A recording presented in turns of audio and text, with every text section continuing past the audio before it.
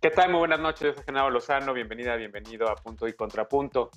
Esta noche vamos a hablar sobre el tema que más polémica ha causado a lo largo, por lo menos, de esta semana, y me refiero al tema del CONACYT, la política de investigación, ciencia y tecnología en la 4T, por la confrontación que parece haber entre su directora general, la directora del CONACYT, y la comunidad científica, por el hecho también de que se suspendieron las cátedras CONACYT, se cambiaron los criterios de manera imprevista y esto causó el enojo de buena parte de la comunidad científica y académica, y también por la denuncia que hay contra 31 científicos e investigadores y órdenes de aprehensión incluso contra funcionarios de CONACYT por parte de la FGR. ¿Qué está pasando con la política de investigación y de la ciencia y los estímulos a la ciencia y la tecnología en México? ¿Hay o no un distanciamiento de la 4T con esta comunidad? Es el tema de esta noche, no te vayas y empieza la mesa de punto y contrapunto.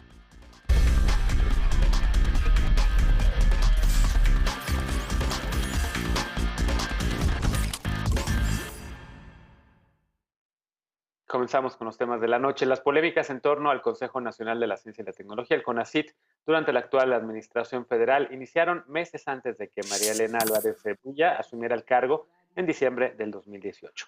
3 meses antes se hizo pública una carta donde pedía al CONACYT suspender convocatorias que podrían afectar y comprometer los recursos para 2019 y para años posteriores. Álvarez Bulla dijo entonces que su solicitud no implicaba suspender todas las convocatorias ni tampoco cancelar becas. En mayo del 2019, el presidente López Obrador instruyó a reducir el gasto operativo federal, personal académico de los centros públicos de investigación que integran el sistema de CONACYT denunciaron recortes que, según dijeron, pondrían en peligro proyectos y el desarrollo científico del país. En octubre del 2020, cuando el Congreso de la Unión aprobó eliminar 109 fideicomisos y fondos, 65 de ellos del CONACYT, así como 26 centros públicos de investigación, Álvarez Bulla dijo que estos fideicomisos tenían señalamientos por actos de corrupción y que su extinción no implicaba falta de recursos para la ciencia y la tecnología. En estos 3 años, además, ha habido diversas denuncias por recortes a los programas de becas CONACYT. Por ejemplo, estudiantes de posgrado, de maestrías y doctorados en el extranjero, a quienes no les han llegado los recursos de la beca, o universitarias que son madres solteras y que no han recibido el pago de la beca Madres Jefas de Familia. Hace unos meses, además, el reglamento del Sistema Nacional de Investigadores, el SNI, se reformó para eliminar los apoyos económicos otorgados a las y a los académicos que trabajan en instituciones privadas, pero en julio un juez ordenó al CONACYT revertir esta medida. Primer tema para platicar esta noche, y hoy recibo con mucho gusto a Edgar Guerra. Él es cátedra CONACYT adscrito al CID, al Centro de Investigación y Docencias Económicas. ¿Cómo estás, Edgar? Bienvenido. Buenas noches. Buenas noches, Genaro. Un gusto estar aquí en tu programa. Saludo a tu auditorio. Al contrario, gracias por estar aquí. También gracias por estar aquí a Saraí Miranda. Ella es investigadora cátedra CONACYT, también adscrita a Ecosur. ¿Cómo estás? Bienvenida. Hola, muchas gracias por invitarnos. Al contrario, gracias a ti. Saludo también a María Guadalupe Ortiz, profesora investigadora del programa de cátedras del CONACYT. ¿Cómo estás, María Guadalupe? Hola, ¿qué tal? Buenas noches. Muchas gracias por la invitación. Saludos para todos. Al contrario. Yo sé que lo que más les interesa a ustedes platicar es el tema, por supuesto, de lo que está afectando por el tema de las cátedras CONACYT, pero sí quisiera que empezáramos hablando un poco sobre una evaluación en este bloque de lo que ha sido el CONACYT con esta directora que, como bien decíamos al inicio de la nota, pues ha generado polémica prácticamente desde antes de llegar al cargo. Hay varias personas como Catalina Pérez Correa, la académica también del CIDE, del CIDE Aguascalientes, quien en su cuenta de Twitter pues menciona justo algunos de estos problemas, de este contexto que hay en torno a la política dirigida desde CONACYT, entre ellos la desaparición de estos fideicomisos que permitían administrar fondos de donatarios privados para estudiar ejecuciones extrajudiciales, corrupción, programas sociales, entre otras cosas. El tema también de que quieren meter a investigadores y investigadoras al régimen de servidores públicos federales, etcétera, ¿no? Entonces, ¿cómo ven ustedes el arranque de este gobierno y, digamos, los cambios que de manera, pues, sin avisar han lanzado desde CONACYT? Empiezo contigo, María Guadalupe, y después voy con Edgar. Ok, pues muchas gracias. Muchas gracias por la introducción a la problemática que yo la percibo como un problema que ha tenido que ver mucho con la falta de comunicación y la falta de consideración de la comunidad académica. y que obviamente esto vemos que afecta nuestro desempeño en muchos niveles, ¿no? Y en muchas dimensiones. Yo lo que puedo hablar más ampliamente es sobre cómo nos ha afectado a los catedráticos y catedráticas que en este momento, no sé si creo que ya no nos llamamos así, creo que algunos colegas ni siquiera están enterados que ya cambió el nombre del programa. Y me gustaría centrarme un poquito en esto, dando un panorama general de cómo, a pesar de que se ha hablado de que el neoliberalismo ya no está operando en las políticas de nuestro país, observamos que en la práctica sí existen estos criterios todavía que podemos considerar neoliberales y que van permeando todos los procesos de diferentes organismos, que en este caso estamos hablando del CONACYT, pero que pudiéramos pensar que es algo general. El número uno, vemos que para el caso por ejemplo, del Sistema Nacional de Investigadores, los nuevos criterios siguen aplicando criterios de productividad y que además tampoco hubo como realmente una consulta y tampoco quedó muy claro si se iban a aplicar estos nuevos criterios para las convocatorias recientes, porque como cambiaron, entonces muchos colegas no están en condiciones de cumplir esos nuevos criterios y por tanto podríamos presumir que muchos pudieran perder el estímulo. En cuanto a cátedras, yo lo que veo es que los nuevos lineamientos, que también fueron elaborados de una manera unilateral, en vez de favorecer los derechos laborales, que es algo por lo que nosotros estamos peleando, no queremos pelear, pero necesitamos hacerlo, estos nuevos lineamientos más bien endurecen nuestras condiciones, vulneran aún más nuestros derechos y sigue permeando toda esta lógica neoliberal, puesto que los esquemas, por ejemplo, de evaluación, que nos evalúan también en términos de productividad, casi como si fuéramos máquinas de producir artículos, siguen existiendo. Añadieron también un nuevo criterio que a mí me parece súper fuerte, que ya no solamente tenemos que permanecer en el Sistema Nacional de Investigadores, sino que tenemos que subir al nivel 2 en 10 años, lo cual es una cuestión pues difícil, ¿no? Muchos colegas nunca llegan al nivel 2 en toda su carrera. Y bueno, finalmente que se ratifica el esquema de estar supeditados a evaluaciones que tienen un carácter punitivo, que si estas evaluaciones salen con una opinión negativa por parte de nuestros enlaces institucionales, que es una figura que existe en el programa, pues es motivo de rescisión del contrato. Entonces, para mí el panorama que veo pues es un enrarecimiento, por decirlo de alguna manera, de todo el ambiente por todas estas acciones que tú ya mencionaste por parte de la directora del CONACYT y que, insisto, o sea, tiene mucho que ver con no considerar a la comunidad académica en la toma de decisiones. A ver, ¿coincides con esta lectura, Edgar?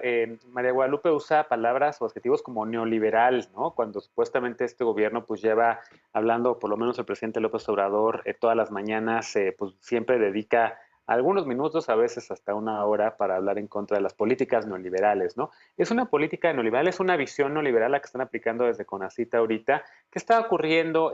Sí parecería, y ¿a poco no era así antes también, digamos? Pero parece, por lo menos desde fuera se ve como si hubiera una confrontación directa por parte de la titular de CONACYT con la comunidad de académicas, de académicos, de investigadoras, de investigadores y demás, con todos estos puntos que, digamos, son el contexto del tema del que quisiera que habláramos en el segundo bloque, que es justo de las cátedras de CONACYT, ¿no? Pero en general, la política hoy, en estos 3 años que llevamos de la 4T con Álvarez Bulla al frente de CONACYT, ¿cómo la valorarías? El resumen, el recuento que hiciste de los cambios que se han impulsado, o incluso de las pifias, también diría yo, que han impulsado en este gobierno desde el inicio de esta administración. En efecto, yo coincido un poco con lo que dice Guadalupe. Hay que ver esto de una manera más amplia, en términos más estructurales. Hay que entender un poco la manera, el horizonte político ideológico desde el cual se están haciendo estos cambios en esta administración del Consejo Nacional de Ciencia y Tecnología. Me parece que una cuarta transformación, como se anunció al inicio de este gobierno, una transformación que socave los cimientos institucionales que venían del régimen anterior, como se ha propuesto este gobierno, era un proyecto, sin duda alguna, muy ambicioso. Era un proyecto que se había fijado metas sumamente amplias, incluso yo diría, me atrevería a decir, no realizables en este sexenio.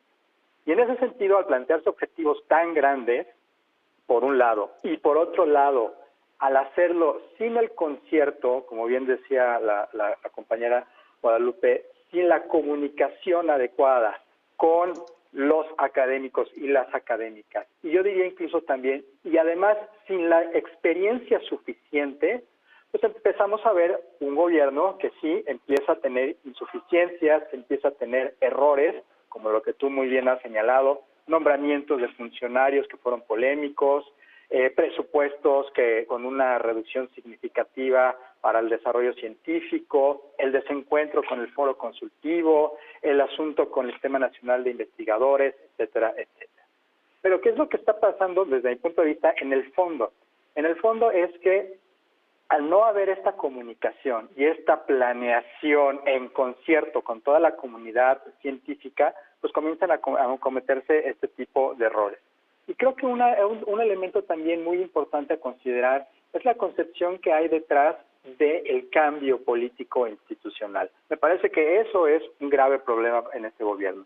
Se parte del principio de que todo el diseño institucional anterior, todos los funcionarios y funcionarias del sexenio anterior deben de ser, o por un lado, expulsados del gobierno, o por otro lado, completamente reformados. Y en este sentido, no se ha visto desde este gobierno, me parece, que hay instituciones que funcionan, o que son perfectibles en todo caso, pero que eso no significa en modo alguno que se tendrían que desmantelar o que se tendrían que reconstruir o reconstituir desde sus cimientos. En ese sentido también me parece que, bueno, una parte de los tropiezos que ha dado esta administración es justamente partir de estos principios de que una transformación necesita forzosamente un rediseño institucional. Entonces son varios elementos que están detrás para ir un poco entendiendo por qué hoy en día, a 3 años del inicio de esta administración, sí, la política científica se encuentra en esta coyuntura de franca confrontación con una gran parte de la comunidad académica. Y eso a mí me parece una ironía, porque justamente la comunidad académica se precia de ser una comunidad que está dispuesta al diálogo racional y a la conciliación y al diseño de políticas públicas basadas en evidencia y basadas en la experiencia institucional. Algo que no estamos viendo en este gobierno. Saray, ¿coincides con esta lectura? ¿Se lo esperaban ustedes como comunidad científica, de investigadoras e investigadores que pasaría esto, digamos, con este gobierno, o esperaban otra cosa? Pues mira, nosotros estamos un poco sorprendidos, sí, porque pues una realidad es que el programa en que nosotros estamos insertos fue creado en un gobierno y con unas normas muy neoliberales, ¿no? Hablando de estos términos. Y entonces cuando llega la nueva administración y empieza a hablar de humanismo y de ciencia humanista, pues nosotros pensamos que las reglas tan injustas, tan discriminatorias a las que estamos sujetos iban a cambiar. Y resulta que lo que hemos encontrado es un cierre al diálogo, unos cambios sin avisar, de manera unilateral, un aumento de 600% de los despidos de los colegas catedráticos, que es un montón, pero además con ciertas particularidades. Por ejemplo, despedidas mujeres embarazadas o mujeres que tienen bebés y que hacen, además de trabajo científico, trabajo de cuidados. Y es justamente a quienes más le ha pegado las políticas neoliberales en todos los sectores, pero muchísimo más en ciencia y tecnología, porque para hacer ciencia y tecnología se requiere tiempo. Y se requieren empleos estables para realizar investigaciones y generar conocimiento de largo aliento. Entonces, muchos de nosotros pues estábamos esperanzados en que cambiaran las cosas con esta administración de CONACYT, que el modelo neoliberal en el que nos insertamos, porque es un modelo muy pensado para hacer investigación cortoplacista desde el origen y para la lectura que nosotros hacemos es un poco para mantener el statu quo de la comunidad científica como estaban acostumbrados. Mira, nosotros lo que hablaba Lupita es que tenemos un enlace institucional y ese enlace institucional ha sido muchas veces, es un sujeto político en este modelo y ha sido muchas veces quien ha decidido si el colega catedrático o la catedrática siguen en el programa.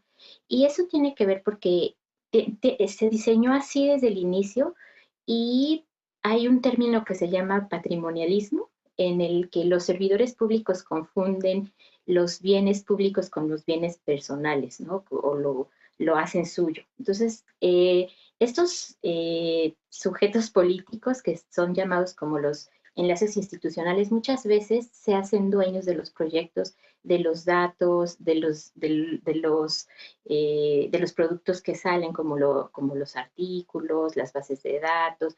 Incluso han dicho que somos sus catedráticos. Y en ese sentido nosotros pensábamos que cambiaría la situación y que cambiarían las reglas y pues nos dimos cuenta que más bien estaban aumentando los despidos y con unas formas bastante violentas.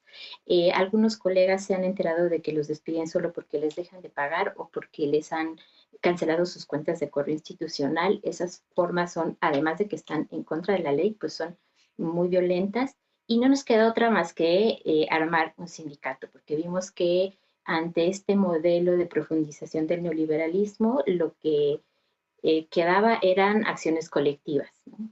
Eso no sé si responde tu pregunta. Sí. Si quieres, en un ratito hablamos de la conformación del sindicato.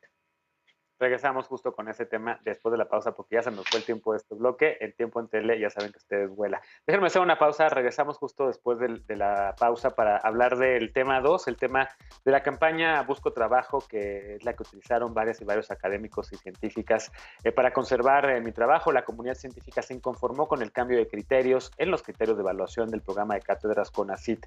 Volvemos con este tema punto y contrapunto. No te vayas.